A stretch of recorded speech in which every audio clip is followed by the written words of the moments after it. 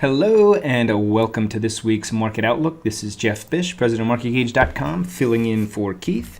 And in this presentation, I've got some really cool and interesting charts in terms of the perspective of what's going on in the markets. This is one of them.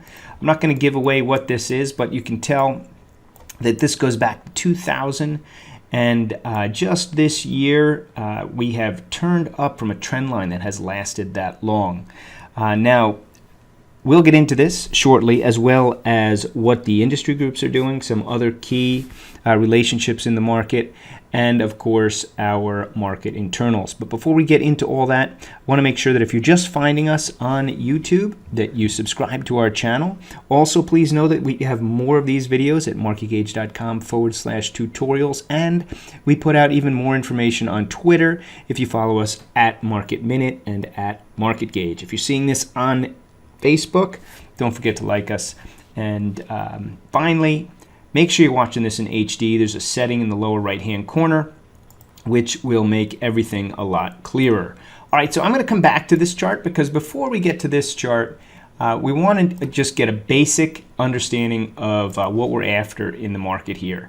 And I'm going to start with the SPYs just to make this really concise.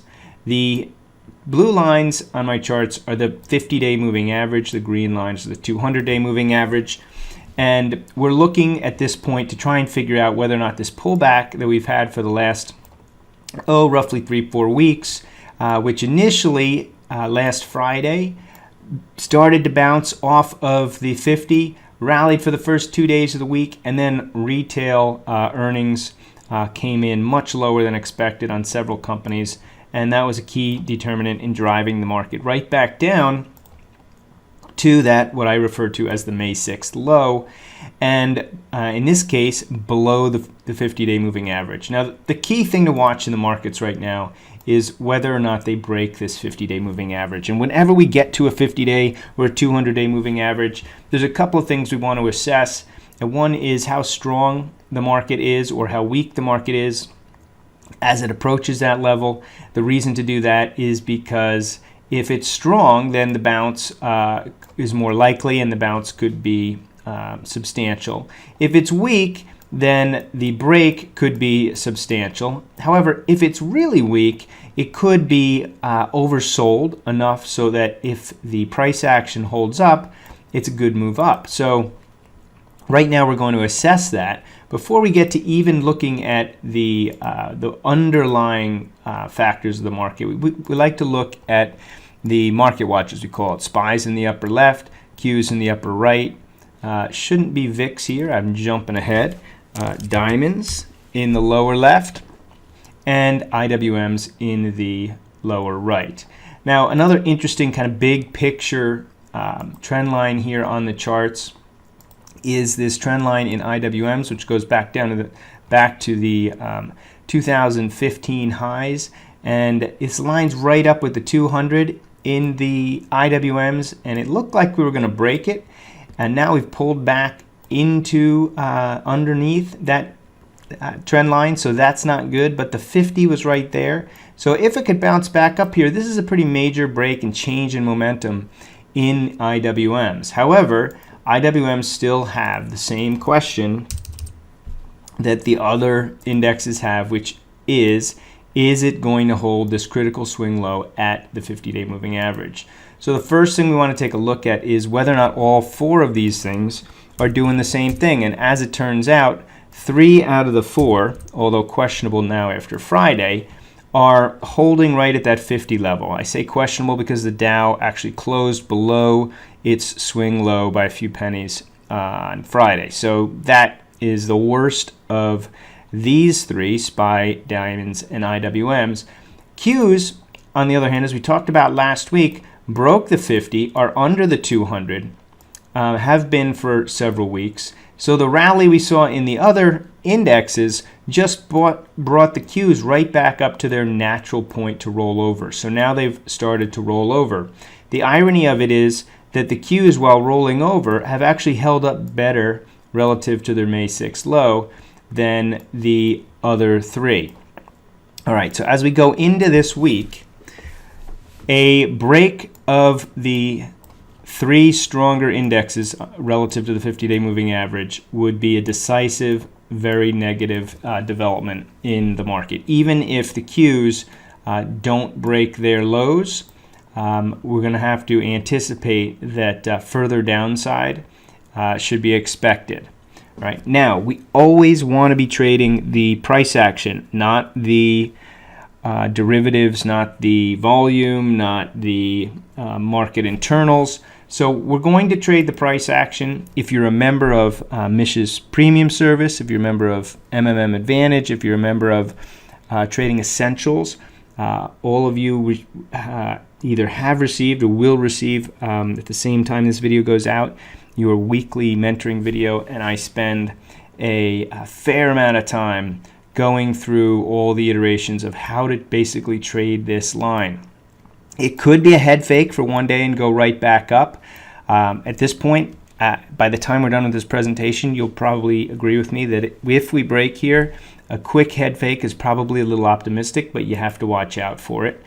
Or it could just hold. And the reason I say it could just hold is because, as I'm going to go to now, the market internals are getting pretty oversold here. And so after we come sell off for 2-3 weeks and if we were to make a second attempt here, which we're doing right now, and refuse to go lower, got a little double bottom in there and an oversold market by some measures, which could lead it to pop higher. All right, so let's take a look and see what the likelihood of that could be, and really assess how fragile the market is right now. And I want to start with sector summary because that does a really good job of giving you a good overview. Now, for those of you who are not familiar with where I am, I just went to our website, resources, little big view, sector summary. All right, so the idea of this particular page is to give you an overview of about 14 different sectors based on the ETFs, and we rank it by 6-month performance. Right now, so we also count the number of sectors that are positive over that time frame. Right now, it's 5. From a historical point of view, that's not all that great, as you can see from this chart here. Down here, you've got the sum of how many industry groups were positive for each week. Now, the way we look at this chart is the blue line here is the 40-week moving average, roughly equivalent to the 200-day moving average. And below that is negative, above it is positive. However, if you go below it and you have less than 3 or 4, I should say less than 4 industry groups, 4 or less industry groups that are positive on a 6-month basis, it's extremely dangerous / bearish. So in here you can see on the weekly basis we didn't quite get there, but by the end of that week, if you're looking on a daily basis, you did get under the 4, down to the 4 before this break. Once you got the break, you were definitely under it, and even on this rally back up, you never recovered on industry groups, and you got another push down. So the concerning point here from a market breadth standpoint is that everything was kind of improving until a couple weeks ago, and now, as I pointed out last week, we had a negative close, what is now 2 weeks ago. Ever since then, we've closed lower, and industry groups have begun to decline. So last week, I was a little bit more optimistic about the possibilities of the market holding the 50. And in my defense, we bounced for the first 2 days, and then we got bad earnings, and that pulled us right back. That's weakened the market substantially. Right? We see a little bit of it here. We can also see it in the numbers up here. XLI going into a warning phase. That means that it's gone from above the 50 to below the 50. Even though the 50 is over the 200. Same thing with XLY, XLF, moving down into recovery phase. All of these are downgrades in terms of their phase. And the way I can tell that they're downgrades, this is a little shortcut, is that if the market was down on that particular day, so when the phase is highlighted, it means it changed the phase. If the market's down, it means it moved into a more negative phase condition. So all of these moved into a more negative phase condition on Friday. All right, so let's take a look at the market internals to see if we've got anything new and exciting there from last week. Don't want to spoil any surprises, but things have shifted a little, none of which are for the better. I shouldn't say that because as I started off by saying, it's not a matter of saying that the market is going to crash or break through the 50-day. It's a matter of how defensive or concerned should you be if it breaks through the 50. And in that sense, you should be more concerned this week than you would have been last week. That said, and the reason that I say that is because, as we'll see, in the case of McClellan, it's gotten weaker. It's in weak territory. You could look at it and say, well, it's down near this threshold that often becomes a reversal period. But here again, we want to see this turn up before we say that it's oversold and turning up. The bright side on this chart here would be that we are at somewhat oversold levels. So if the market were to turn around and start to move higher, it could find some fuel to that fire. On the other hand, in terms of how oversold, we are not very oversold at all. This is not a market we can look at and say it's really beat up. In fact, if you look at the volume popped, didn't come back down.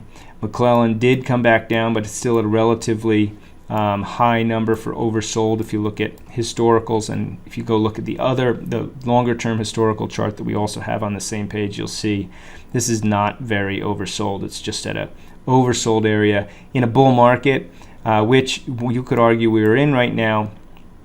Although longer term range choppy, this would be mildly oversold. And as you can see on the 10-day sum, we're not oversold at all. We're just getting down into negative territory. So it's weaker. It's a weaker market, and that makes it more susceptible to a big move through that 50 if it can get through that 50. And if we look at NASDAQ, it's more of the same. Just like New York, in terms of its market breadth, it's at a low level, but not extremely low, and it's still going down, so you don't want to mess with it on the long side until it actually ticks up, which would only take a day or two of up action, and it'll start to tick up. So market breadth, in terms of McClellan, is weak. Go to the next one, new highs, new lows. Now last week, new highs, new lows was in an area where I would have categorized as strong. We had a good strong number, over 100 of absolute new highs. We've got the ratio up over the 85. That's where we want to see it. What we don't want to see is have it come back down through 70. And still, we have roughly 100. But again, you can see that with this week's pullback, we've seen a pretty substantial pullback in the total number of stocks making new highs. So it's definitely a loss of momentum there. And that becomes even more exaggerated or more threatening if you look at what's going on the NASDAQ side. So this is exactly what we don't want to see, coming from above 70 to down 70 in a downtrend and declining number of new highs that never got to the absolute number of 100, and in fact, rising new lows. So from the NASDAQ's point of view, this pullback to the 50 and 200 up here and then rollover sets up for a very ugly breakdown of the May 6th low if we do get it. In defense of NASDAQ, we should see some support in here, but if we go from 105 on the breakdown down to this major level of support at 100, that's a 5% decline. Nobody ever likes to see that. It always seems like a really big number, and certainly that chart suggests that that would not be hard to do.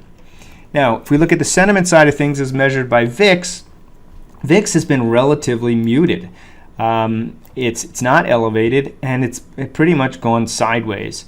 The one thing we want to watch out for is this is the 50-day moving average, this magenta line here. If it pops up above that and then starts to move higher with the market declining, you can see a real pop in VIX, and that would indicate higher fear, which in a weak market is not what you want to see.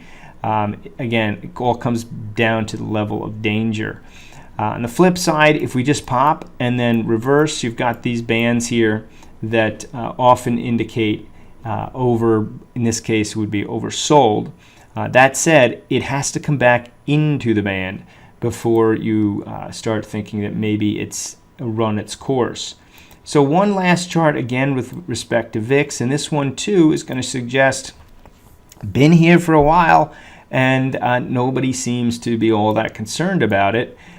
What we want to watch out for is this VIX spread here. If it comes down back under this threshold level and starts trending lower, that's where you get the real negative signal. Now, I thought we had it in here, but the market's recovered again at that 50-day, so you can see how this started to kind of roll over, looking for the break here, but it was stopped by the 50-day. So everything comes down to this 50-day swing low, 50-day moving average swing low.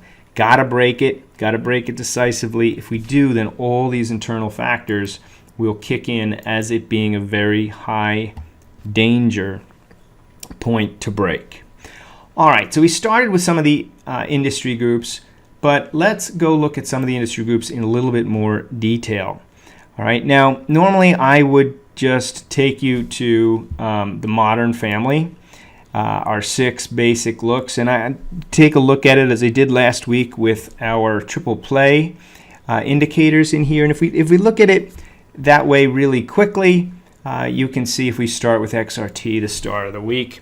The way you look at the triple play indicators is that this top one is a price leadership line, the bottom one is a volume leadership line. Works really great on stocks too.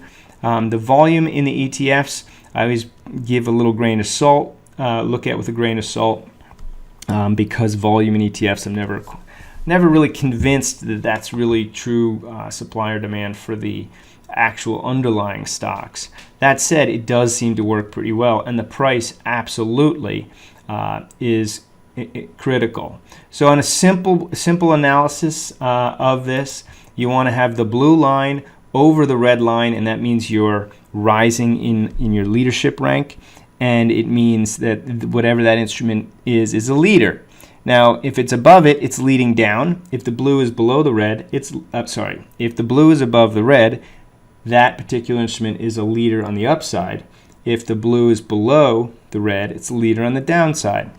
So if you look at it at critical points, support and resistance levels, you want to see it in agreement. So when on all these charts as I pull them up, go back and look at how these acted when the market was taking out the 50, when it was taking out the swing high from the January lows, and you'll see on most of them that the blue line was rising through the red and continued to rise, and the markets continued. So we don't want to see the opposite now, which is exactly what we saw over here with XRT. As it was breaking through its 50, it just continued right through, and this was in total agreement with the fact that it was weak. Now, this is kind of a scenario where we are hoping for now in the SPYs, which is this was weak here, right? And it still bounced off the SPYs, still bounced off the 50-day moving average. Trade the price action. However, as it starts to roll over here, this has got to come back up over and demonstrate some leadership. And if not, you're going to see a situation like you see here, which is a bad break and a continuation. Right? So that's the ideal pattern for a negative rollover into or through support. All right. So if we just take a look quickly at where all these indexes or ETFs sit, you'll see IBB not great. It's under it. IYT under it. SMH under it.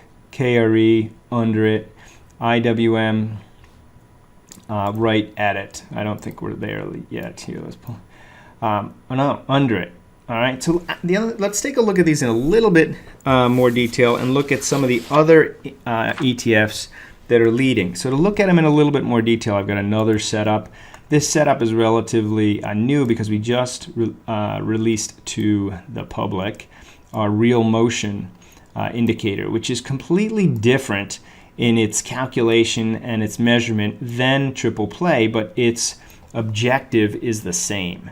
So the real motion indicator is a momentum indicator that looks at the momentum over the different time frames. So in this chart here, my main chart, I've got my triple plays here, then I've got my real motion, and this real motion has a 50-day value and a 200-day value, and then the 1-day value, which is the dots. And the way you read that is really the same way you read triple play and the same way you read moving averages on the main chart, and that is you want the 1 day over the 50-day over the 200-day, and sometimes this will lead or diverge from the actual price, just like triple play. But because this is really focused on momentum and triple play is focused on a leadership, it's not necessarily momentum. They measure two different things, but they give you similar ability to see inside the price and momentum action. Now over here on the right, I've got a shorter term 30-minute triple play. I won't really talk about that much in this video. And I've got a faster real motion. So this real motion focuses on a 10 and a 50-day time frame. And the thing that really frightens me about the market right now is that if you just kind of look as we go through these ETFs, you'll see exactly what we don't want to see in the real motion. And that is, I'm looking at XLB right now, but let's go back to XRT since we just looked at it. And you'll see, again, a really good example of what you don't want to see if you're bullish, which is when the price of XRT came down and bounced off that 50, real motion was negative, even though triple play was negative. Even though the price bounced off of it, when it bounced off, it couldn't get going, and when it came back through the level, real motion was even more negative, right? So this 10-day or this 10 period had already broken through the 50 period, and that was well before the same thing happened in price. So when that happens and then you get the break on price, that's another situation where you want to expect that price is going to follow through, and it could be ugly. So as I flip through these, let's take a look. I'm going to start with the industries that are leading or doing well. So XLU, this is a defensive group, and you can see on triple play up here, it's a leader. You can see, however, on real motion, it's broken down. Now, in this case, it's better than a lot of the other ones we're going to see in that it's turning back up here, so it's a little bit positive in terms of its trend, but in terms of its moving average stack, it's the opposite. So that suggests that this is weakening. All right, you still want to follow the price higher, but what you don't want to see is if the price rolls over, it's very vulnerable. And this is one of the groups that has been leading. All right, the next one, IYR. So IYR, a little rate related also, broke out nicely. Now it broke out with a good triple play here, good real motion, longer term one here. But this one again, real motion here is negative, although the trend is still up. It's negative. If it continues to break down on a real motion basis, it's looking very vulnerable. Even on a triple play basis, if it breaks down, you don't want to see the triple play fall under the red line. Now, so this one is actually sitting right where you'd want it to be on a nice pullback. So can't really complain about it. That's one of the leaders. And I guess from that standpoint, it does look okay. Now, another leader, but again, not really one that you'd expect great leadership of a bull market to be, gold. All right, and you can see on triple play, when it broke out here, it really took over in terms of leadership. When it broke out down here, it had already been a leader. It kind of maintained that through all this. So gold, as I probably don't need to tell you, has been doing really well on the longer term leadership. or real motion, sorry. It's been really strong. On the shorter term, it's a bit mixed. It got off to a really good start when it broke out in the beginning of the year, and then as it flattened out, momentum kind of got flat. Here's a good example of what I meant by it's still kind of going flat. The trend is flat, but the divergence is there.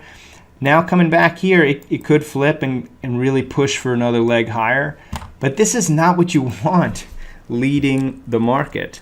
All right, another area leading the market, TLTs. Now all these are a little related. I have another chart, I think, later in the presentation with the TLTs.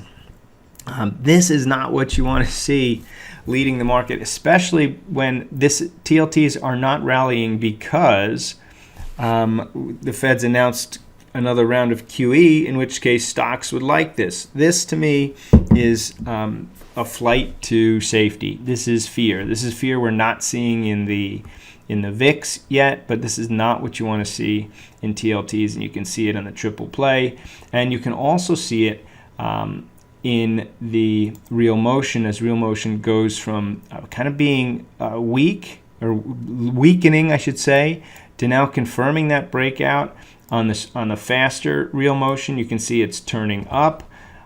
It's hard to say if the pattern is going to be exactly the same, but you can see if you look back here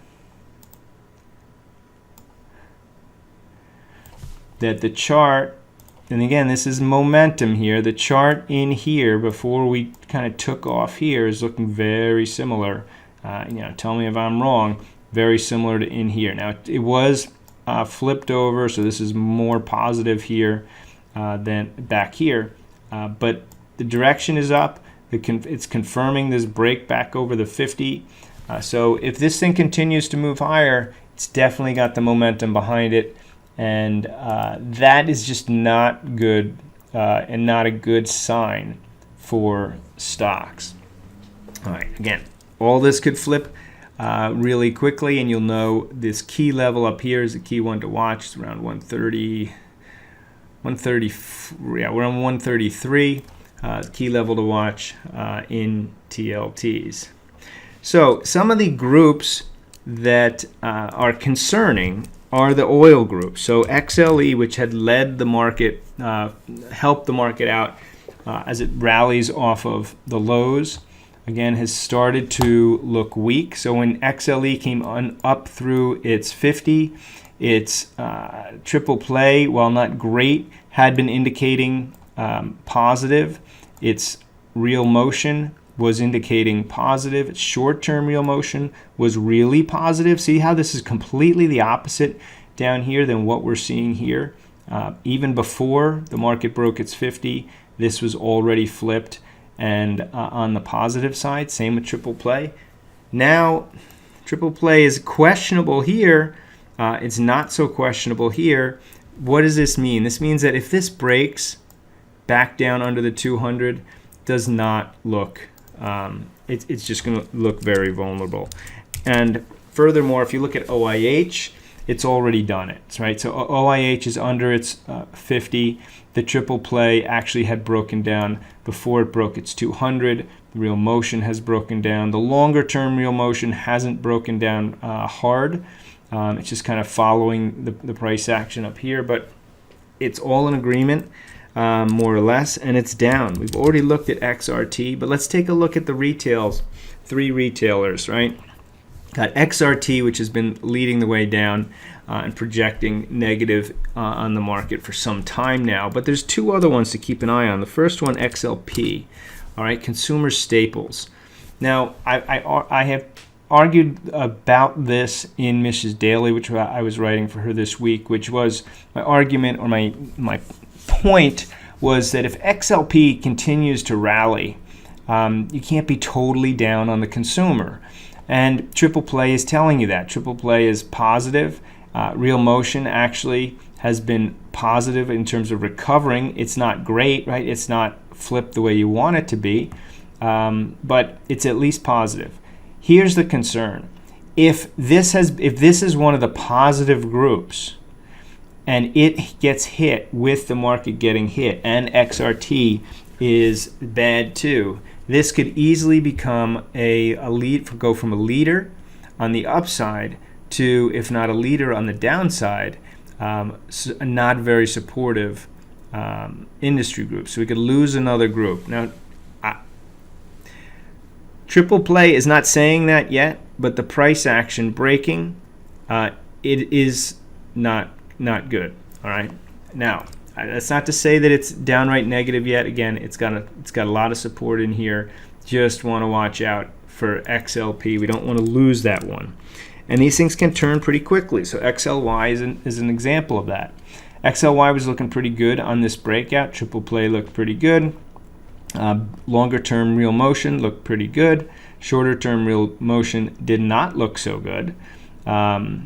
And now that the price has flipped back down, real motion has gone down even further. Triple play has come negative. So if it was a really good sector, this would hold up. All right, this would not be like this. Right, so it's back into some support for sure. But if it breaks down through this, we've lost another one of the retail side. And this is despite the fact that Amazon is a big part of this. When I say big part, 10% of this ETF. And Amazon is just strong as they get. Again, you can see that in the triple play. You can see it in the long-term real motion. You can see it in the shorter-term real motion. This thing is just really strong. But despite that, the XLYs have begun to get really vulnerable. All right, so another one that led the market higher, the transports, but has already broken its 50, rallied back up with the market, but just up to the 50, and now it's under its May 6th and double bottom low. This is very concerning. Triple play projected it right as it started to break down. Real motion was way ahead of it on the short term. It's confirming it on the long term. So transports here, a big negative, just like the consumers. Finally, last week I suggested that one of the areas to watch would be XLF, and the reason for that on the long side, I still would say this. If we turn around, this is one place to watch. Now, if TLTs continue to maintain such a high level, that's going to put a headwind on XLF. But if TLTs do a complete reversal, which doesn't look like it's going to happen, but again, the reversal here I think will surprise a lot of people in the markets. Maybe not so much in stocks, in TLTs, but certainly in stocks, the way this is all lining up. So the reason I suggested watch it on the upside is because this was still positive. This was still positive. This still had room to kind of turn around. It's gotten obviously degraded so far, but from a triple play point of view, if it comes right back into the 10 or into the red and then starts turning up, that's fine. All right. So if TLTs sell off and XLF rallies, keep your eye on that one. And we really need that for a market to turn around and move higher. So if the market's going to turn around and move higher, that's what I'm going to be looking for. XLF's moving back up. Now, a little bit more challenging will be the fact that the KREs, the regional banks, don't look nearly as good as XLF. Triple play broke down before it broke the 50. Now it's breaking the 50 and just sitting right at that May 6th low. There is good support here, but again, this all comes down to if the market continues to go lower, should you expect it to bounce right back? Everything I'm suggesting right now says no, you should not.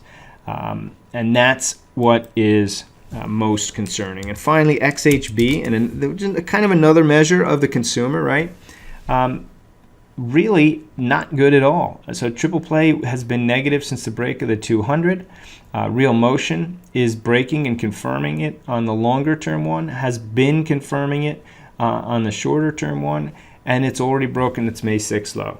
All right, so if I sum all that up, I think it's easily summed up with the break. You need the break in the 50-day moving averages, in the SPYs, in the IWMs more convincingly in the Dow. We've already got it in the Qs. If you get it, this isn't one of those breaks that you want to buy hoping it's going to snap right back. Markets are really, really weak right now. The flip side of this is that when you get a really weak market and it holds a level like the 50, let's say it turns around, closes over Friday's high, starts to move higher, then we've got a market that's pretty wrung out. It could bounce, all right? But line in the sand is Friday's low, last Friday's low. Don't want to go through it. So let's take a look at, so here's a couple more interesting charts. I always like to, when I get the chance to do this, like to introduce some interesting charts to keep your eyes on. And so this is one of them. You know what, before I get to this one, let's conclude with this one, because I want to show you, if I can find it. Yeah. All right, so talking about the TLTs, here's a relationship to keep your eye on, and that is you've got the TLTs over the junk bond. All right, so the reason to look at this is that when this ratio is moving higher, it means that you've got more demand for the TLTs than the junk, which suggests fear or increased risk in the markets. So I put a moving average on here. We are looking at weekly data. So this is a 200 day moving average / 40 week moving average. Now this is a big picture approach. It's not exactly great timing necessarily, although these vertical lines are where the spread crossed through or had a turning point relative to the moving average. But without spending a lot of time on it, what the relationship should work out, and they're not always perfect, but when this thing is declining, markets are willing to accept more risk. When declining, meaning under this level and going down. Now, when you come over the 200-day, 40-week, what I've found is it often is somewhat of an inflection point. But if it starts moving up, it's suggesting markets not willing to take as much risk. In other words, the markets might be getting scared, and it could be more risky on the downside. Like I said, timing-wise,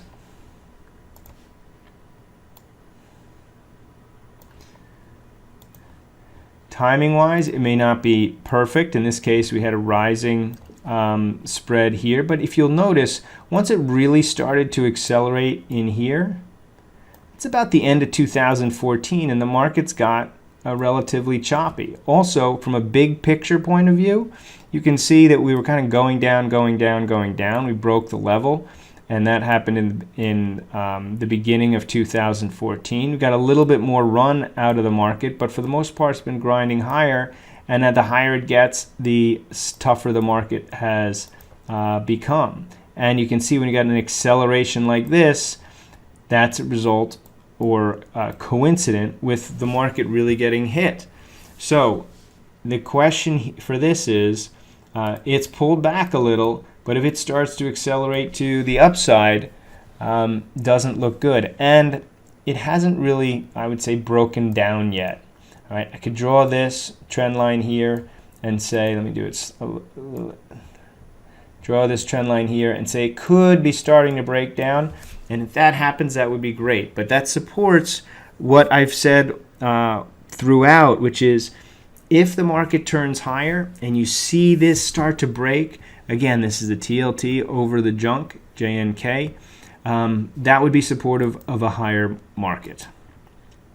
All right, so now let's take a look at another condition in the market that's going on. And now, for many of you, this may not come as a surprise, but this illustration of it may be something that you really haven't taken a look at. So this is taking a look at the ratio between large caps and let's call them smaller large caps. So we take the S&P 100, the biggest 100 of the 500 in terms of market cap, and we put it over the 500.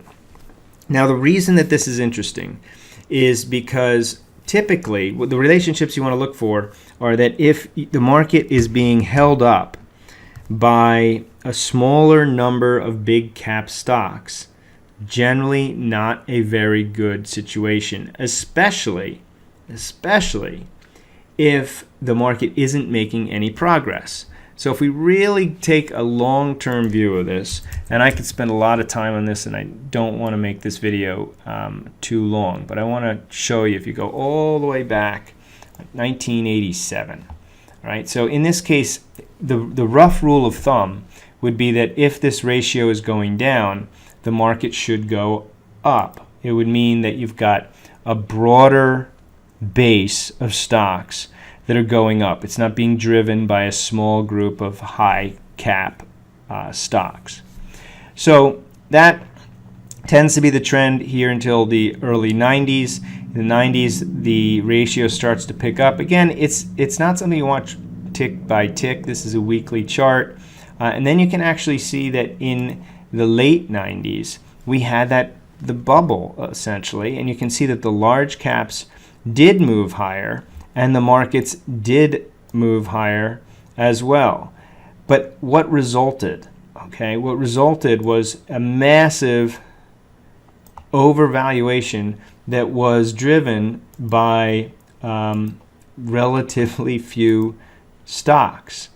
All right, now the market went up, true, but it was such a bubble that it collapsed, right? It burst.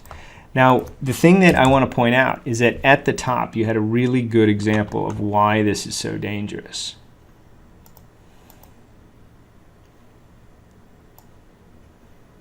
And we're nowhere near this, but I want you to understand the relationship.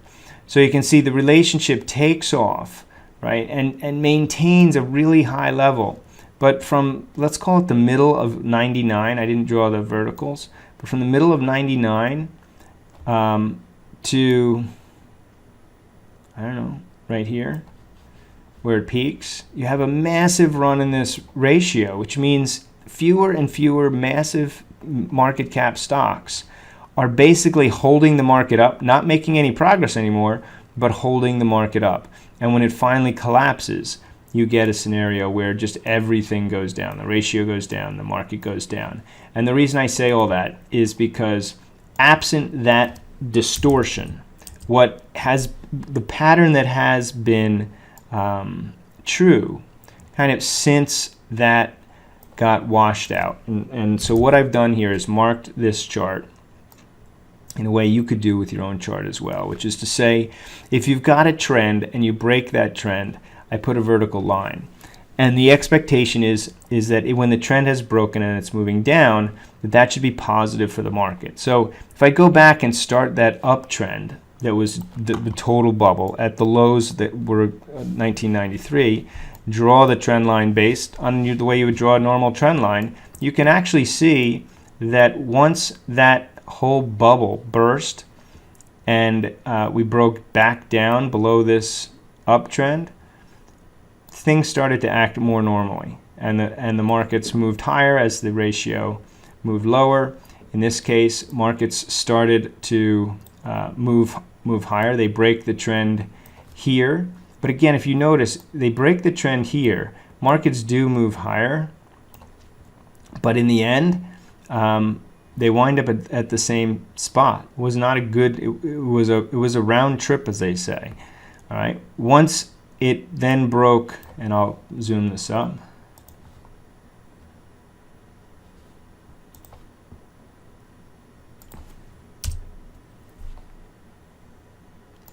Once they, all right, so then the relationship starts to break down in here. This supports a little bit of positive action here, but not all that much. But then when they break that downtrend and the big caps again start to dominate, that's happening because markets are getting weak. All right. When that breaks, and you get not the big caps dominating, then markets are healthy and you get a good run. All right, in here, big caps are dominating. You could say the market moved up, but really if the domination started here and stopped here, yes, they did look like it moved up because they got hit pretty hard here initially. Right? So in short, what you want to watch out for is a situation where even if markets are moving up, if they're moving up because or along with a domination or an increase in this ratio, that means that they're moving up mainly because the large cap stocks are driving them, it's a dangerous situation. All right? And so we've got the situation here where they move up, then in the latter part of 2012 the trend changes and they start to move down again, and we get a stable, really nice, remember this was the Goldilocks period of the last 8 years, which was 2013 and towards the end, up to the end of 14, where markets just went berserk and this relationship was pushing it down. Right. Then in the 2014, this relationship starts to turn up. By the end of 2014, stocks start to get wobbly again. And in this case, it breaks down. We continue to move lower, and stocks flatten out, as we know, in 2015. Now, since then, since the middle of 2015, the big caps have started to come back. By the middle of 2015, it really became apparent, and they went higher. Now, here's the concerning part. They've gotten stronger, and the markets have gotten nowhere, all right? Not even rallied a little bit. They've gone nowhere. So if this trend continues, that is, the markets continue to really not make any progress, and this ratio starts to turn higher, again, this to me would be a huge warning sign that a bigger break than we really are than many are anticipating could be on its way. Now, I'm not saying that to scare anyone, because the flip side is as we have seen, as I've just demonstrated, if this trend changes, right, and it starts to break down, that would be supportive of a move that could go higher, not necessarily rocket higher, right? But it could be supportive of the market being able to get out of this situation that we're in and start to climb higher, right? Which would be reasonable, considering that we've gone nowhere for almost 18 months. Okay, so that's a relationship, and it's also supported by another similar relationship, and an easy one you can put on your charts, which is if you take a look at the Guggenheim equal weight S&P 500, RSP is the symbol, and you put that over the S&P 500, which is a market cap weighted, you're getting a similar concept that I just showed you with big cap versus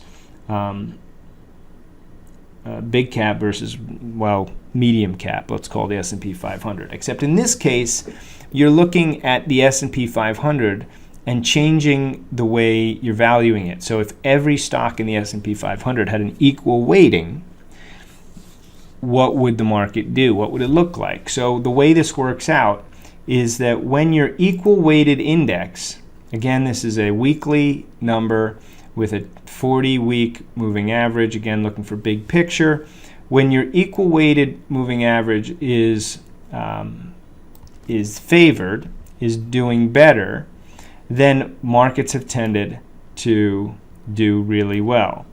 When the equal weighted is doing worse, right, or in a downtrend, in this case, markets really didn't go very far. There was volatility, and it's not really what you want to see. Ideally, you want to see the equal weight doing better than just the market cap. Again, it means that it's a broader move, and that's a nicer move. Now, what we've had since, I would argue, the middle of 2015 is a negative environment with respect to this. question here is, it started to turn up, right? Which means that this rally off of the January lows has been a broad one, or a good one, healthy one in terms of the S&P 500 equal weight. But is it looking like it's going to turn back down? That would be negative. If not, if it continues to move higher, that would be a positive, right? So it's same exact conclusion I just came to. If you divide the S&P 100 by the 500, it's at an inflection point. If the market turns higher and these turn higher, there is reason for optimism. However, if the markets turn lower, these are not likely to turn higher in a lower market, and that becomes bad news. All right, so I hate to have these things go 50 minutes. That said, hope it helped, and I will see you in the next video.